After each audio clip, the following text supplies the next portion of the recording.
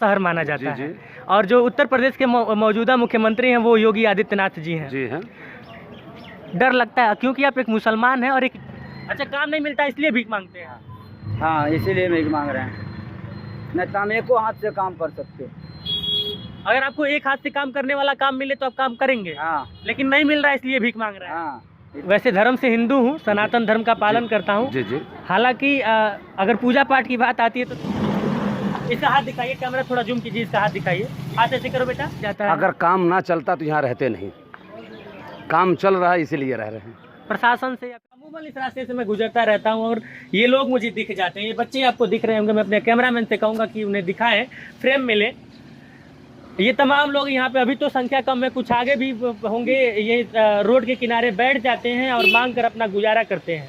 ये रवैया इन लोगों का वर्षों से चला आ रहा है। क्यों करते हैं क्यों नहीं करते हैं इसमें मैं नहीं जाऊँगा। बहरहाल कुछ जिम्मेदारी समाज की होती है, कुछ जिम्मेदारी प्रशासन की होती है, कुछ जिम्मेदारी इस समाज के ठेकेदारों की होती है। आखिर ये परिस्थिति क्यों आती है और यदि आती है तो क्या इसका कोई समाधान नहीं है। जब हम बच्चों की बात करते हैं तो हम देश का भविष्य देखते हैं। देश का भविष्य जब देखते हैं तो हमारी ये नैतिक और सामाजिक दोनों तरह की जिम्मेदारी हो जाती है कि अपनी भविष्य को सुरक्षित किया जाए। यहाँ पे ये लोग हैं, इनसे बातचीत करेंगे। और जब मैं इनसे बातचीत कर रहा था, इस कैमरा चालू करने से पहले जब मैं इन लोगों से बात कर रहा था तो मुझे पता चला कि इन बच्चों की माँ नहीं है और इनको कुछ बीमारी भी है। शायद इनको मिर्गी आती है, ऐसा कुछ इन्होंने बताया। क्या नाम है आपका? शैलेंद्र कुमार। कहाँ घर पड़ेगा? बाराबंकी। काम हम कहाँ नहीं करते हैं जी? मिर्गी आती है तो घर क्यों नहीं चले जाते हैं? किराया नहीं है हमारे लगे। किराए वेस्ट नहीं जा रहे हैं तो घर कितना दूर है यहाँ?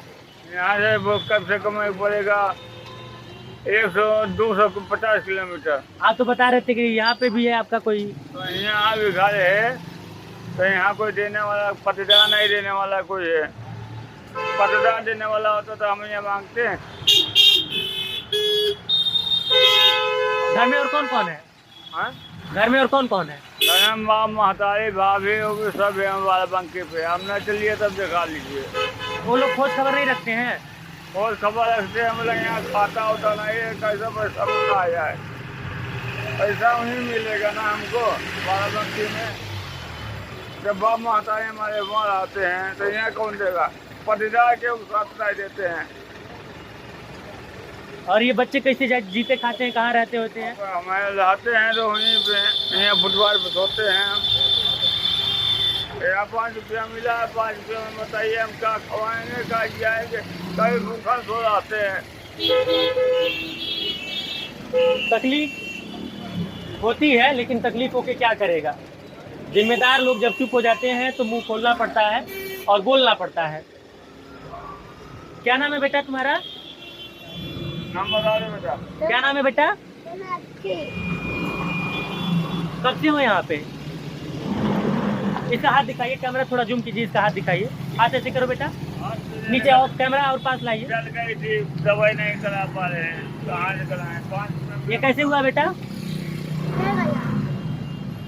ये बचपन से ही है कि पैदा होते ही है? चल गई थी। अच्छा, जलने की वजह से ऐसा हुआ है।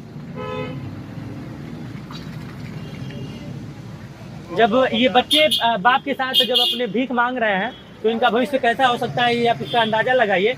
बहरहाल हम कोशिश करेंगे कि जिला प्रशासन से बात करके इनको इनके मुकाम तक पहुंचाया जाए। लेकिन फिर से वही सवाल कि ये जो भीड़ यहाँ पे रहती है 7-8 की संख्या में, 10 की संख्या में, ये परमानेंट रहती है। मैं बरसों से यहाँ इस रास्ते आता जाता रहा हूँ और आज जब मेरे हाथ में कैमरा था, माइक था, तो मैं सोचा कि ये दृश्य मैं आप लोग को भी दिखाता हूँ। क्या नाम है आपका? मुन्ना सिंह। मुन्ना सिंह। कहाँ घर है? बेलथरा रोड, बलिया जिला। बलिया भेलथरा। तो यहाँ क्या कर रहे हैं आप? हम भीख मांग के खाते हैं, हाथ बेकार है। हाँ नहीं से हाँ देखा। ठीक है, ठीक है, ठीक है। तो घर में कौन कौन और लोग हैं? घर में माँ है और पापा नहीं है। और लोग घर पे? घर पे भाई की औरत है, बम्बई की हैं, वो बना के खिलाएंगी नहीं। वो बोलती हैं कि हम तुमको बना के खिलाती हैं। हम चले आए, अपना मांग के खा रहे हैं। मैं ये नहीं कहूँगा कि आप काम कीजिए, मैं ये नहीं कहूँगा कि आप मांगिए मत, लेकिन मैं एक बात आपसे ज़रूर बताऊंगा कि मैंने तमाम ज़िंदगी में ऐसे लोग देखे हैं जो किसी भी परिस्थिति में हिम्मत नहीं हारते हैं, वो काम करते हैं और कमाते हैं और खाते हैं।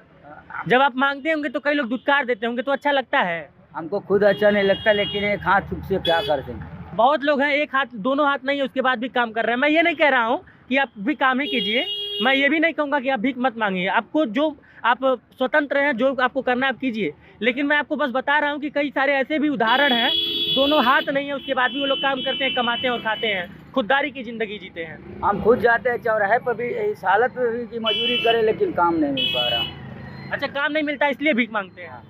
हाँ, इसीलिए भीख मांग रहे हैं, नहीं तो हम एको हाथ से काम कर सकते। अगर आपको एक हाथ से काम करने वाला काम मिले तो आप काम करेंगे? हाँ, लेकिन नहीं मिल रहा है इसलिए भीख मांग रहे हैं। हाँ, ये नहीं मिलने से भीख मांग रहे हैं। जब ये वीडियो बना रहा हूँ तो तमाम और लोग हैं, ये लोग रुक के देख रहे हैं। क्या नाम है आपका? मोहम्मद नौशाद। कितने दिन से इस रास्ते से आते जाते हैं? काफ़ी टाइम से आते हैं। ये लोग तो हमेशा दिख जाते होंगे, हमेशा दिखते थे। देखकर कैसा लगता है? बहुत दया आता है भाई, ऐसे बैठ के मांगना। तो कोई सुध लेने नहीं आता है लोगों का, प्रशासन के लोग या फिर कोई बड़े बड़े लोग, नेता लोग, वो मंचों से बड़ा बड़ा भाषण देते हैं वो होता लोग? क्या है, ये जैसे दरगाह है, कुछ जो लोग आते हैं खाना पीना देते हैं, यही होता है। दरगाह की वजह से इन लोग का पेट भरा रहता हाँ, है। पेट भरा रहता है दरगाह की वजह से। आपका क्या नाम है? मेरा अंशु। अच्छा, आप अभी इस रास्ते आते जाते होंगे? हम डेली रहते आते जाते हैं, यहाँ पे हम बैठते भी है, हम भी भीख मांगते हैं। मेरा आँख जो है खराब है, मोतियाबिंद है इस आँख में। मैं दिख रहा हूँ आपको? मैं आपको दिख रहा हूँ? आपको दिख रहा है, नजदीक से दिख रहा है। अगर हम यहाँ से दूर चले जाएंगे तो आप हमसे नहीं दिखेंगे, आपका फीस बढ़िया से नहीं आएगा। लेकिन कोई मजबूरी है कि मेरे आँख का ऑपरेशन के लिए पैसा नहीं, 7,000 रुपये डॉक्टर मांग रहा है, 7,000 रुपये। ये सदर में करवाए थे भाई वाला, ये खराब हो गया है। कुछ मजबूरियाँ होती हैं और कुछ मजबूरियाँ लोग बना लेते हैं। बहरहाल इस पर मैं चर्चा नहीं करूँगा, सिर्फ ये बताना चाहता हूँ कि इस रास्ते जब हम लोग आते जाते हैं तो जब ये दृश्य देखने को मिलता है तो तकलीफ होती है। और मैं उम्मीद करता हूँ कि जब ये बात समाज के जिम्मेदारों तक पहुँचेगी तो वो मदद के लिए हाथ जरूर बैठाएंगे। करके ये लोग यहाँ पे बैठ के मांग रहे हैं, और जब आप ऐसे लोगों से मिलते हैं और उनसे मजबूरियाँ पूछते हैं तो कोई ना कोई मजबूरी अपनी बता देते हैं। हालांकि उसमें से कुछ और लोग होते हैं, मैंने कहा था आपसे कि कुछ मजबूरियाँ होती हैं और कुछ लोग जानबूझ के बना लेते हैं। बहरहाल यहाँ पे ये जो दरगाह है, यहाँ पे आए हम और यहाँ के इमाम साहब हैं। आपका नाम क्या है सर? मोहम्मद अफजल बरकाती। अच्छा सर, ये जो बाहर लोग मांगते हैं, जी जी और लगभग मुझे लगता है कि तमाम मंदिर मस्जिद ऐसे हैं जहाँ पे लोग जी। इस तरह से मिल जाएंगे, जी जी। तो आखिर क्या वजह है? वाकई में कुछ मजबूरियाँ होती हैं, इस वजह से लोग यहाँ पे हैं, या फिर क्या क्या मतलब आपका अनुभव क्या रहा है? क्योंकि आप कई दिनों से इन लोगों को देख रहे हैं। मैं जहाँ तक जानता हूँ, मेरी जो मालूमात है कि ये आस्था तो बहुत पुरानी है, 1000 साल पुरानी मुबारक खां शहीद आस्थाना है। और आपने देखा होगा कि जितने भी मंदिर मस्जिद गुरुद्वारे हैं, हर जगह गरीब लोग जाते हैं। हकीकत में जो बाहर में है, ये हकीकत में इनकी मजबूरियाँ हैं, न रहने का मकान है, खाने का ठिकाना नहीं, तो ऐसे स्थल पे ये लोग रहते हैं। जैसे लॉकडाउन आपने देखा अभी चंद दिन पहले जो गुजरा है, पूरा देश जूझ रहा था, परेशान था, लेकिन हमारे सदर मोहतरम इकरार अहमद साहब 50 से 60 गरीब लोग जो यहाँ पे रहते थे, उनको जैसे लोग आते थे जुमेरात को जुमा के तो खाना दे के जाते थे, लॉकडाउन में नहीं आ पाए, तो यहाँ आस्था के हमारे सदर मोहतरम ने बाकायदा उनके 4 महीने तक खाने पीने का इंतज़ाम किया। इसलिए मजबूरी है, मजबूरी के तहत पड़े हुए, किसी को अच्छा नहीं लगता कि हम भीख मांगे। बहुत से लोग होते हैं जो मिस यूज़ करते हैं, लेकिन यहाँ पर जो आपको बैठे होंगे 80% तो ये हैं जो खुद बहुत मजबूर हैं, कोई पुरसान हाल नहीं है, मकान भी नहीं, कुछ नहीं, तो बाबा के साए तले रहते हैं, तो इनको खाना पीना नाश्ता मिल जाता है, इसीलिए अपनी ज़िंदगी गुजर बसर करते हैं। अच्छा, मैं ये देख रहा हूँ कि यहाँ पे तमाम लोग आ रहे हैं, क्या मान्यता है यहाँ की? यहाँ पे बाबा के दरबार में हिंदू मुस्लिम सिख ईसाई सब आते हैं और अपनी अपनी मनोकामनाएं आपकी बारगाह में पेश करते हैं, बाबा का आशीर्वाद लेते हैं, दुआ लेते हैं, तो उनकी मुरादें पूरी हो जाती हैं। बस यही मकसद है। देखिए, अब मेरा पर्सनल है, मेरा मतलब कि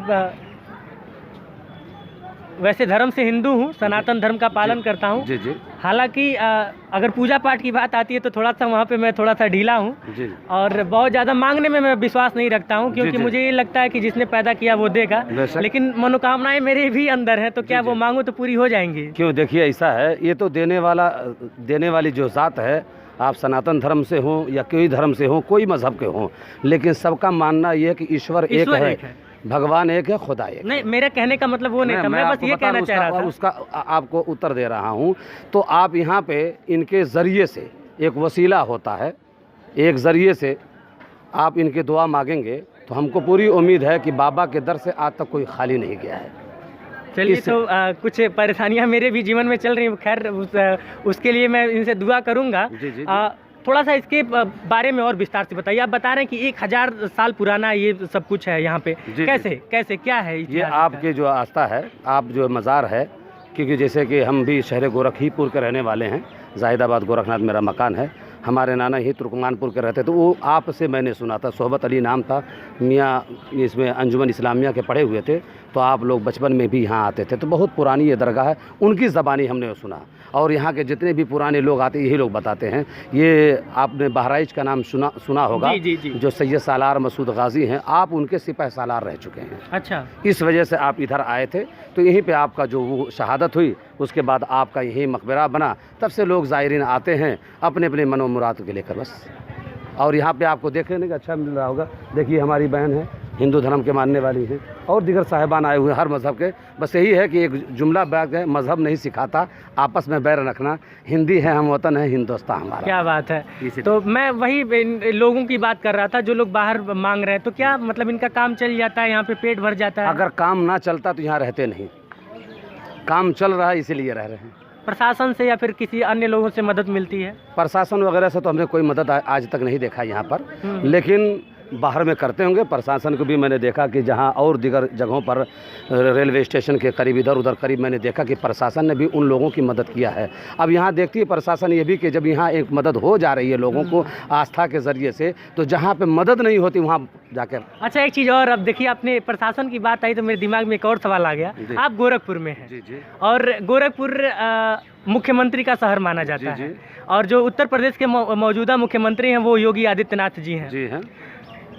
डर लगता है, क्योंकि आप एक मुसलमान हैं और एक जुमला बहुत ही ज़्यादा ट्रेंडिंग में है, डर लगता है क्या योगी जी से? सवाल ही नहीं उठता है, हमको एक पैसे का डर नहीं लगता है। हाँ। डर किस बात? लोग माहौल बनाते हैं कि योगी जी मुस्लिम विरोधी हैं। ऐसा है कि लोग अपनी अपनी रोटियां सेकने के लिए बनाते हैं।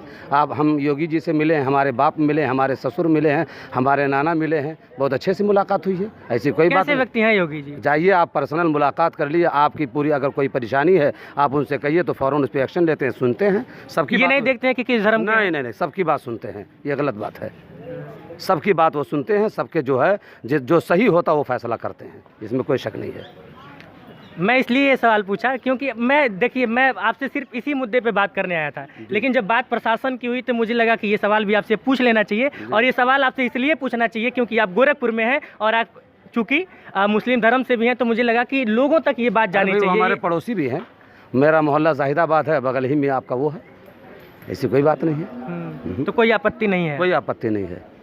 बहरहाल बहुत बहुत शुक्रिया और बहुत बहुत धन्यवाद इस बात के लिए कि ये तमाम जो असहाय लोग हैं इनकी आप लोग मदद कर रहे हैं। और जाने से पहले मैं अपनी मनोकामना मांग के जाऊंगा और देखना क्या है, जो भगवान जो करते हैं, ऊपर वाला जो भी करता है अच्छा करता है। बहरहाल ये मैं बस ऐसे ही बोल दिया। बहुत बहुत शुक्रिया बातचीत करने के लिए। शुक्रिया।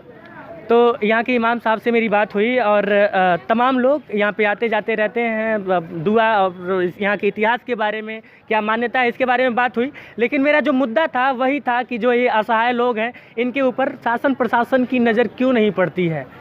एक बेहतरीन ज़िंदगी जीने के हकदार वो भी हैं, और वो जो छोटे छोटे बच्चे जिनकी मैं बात कर रहा था, वो अब चूँकि बच्चे देश का भविष्य हैं, तो उनका भविष्य क्या सुधरेगा, क्या प्रशासन उसकी सुध लेगा, ये देखने का विषय हो। कैमरे के पार से एक बार फिर से मेरा मदद कर रहे हैं विकास शर्मा, मैं विकास गोस्वामी और आप देख रहे हैं इनसाइड भारत टीवी।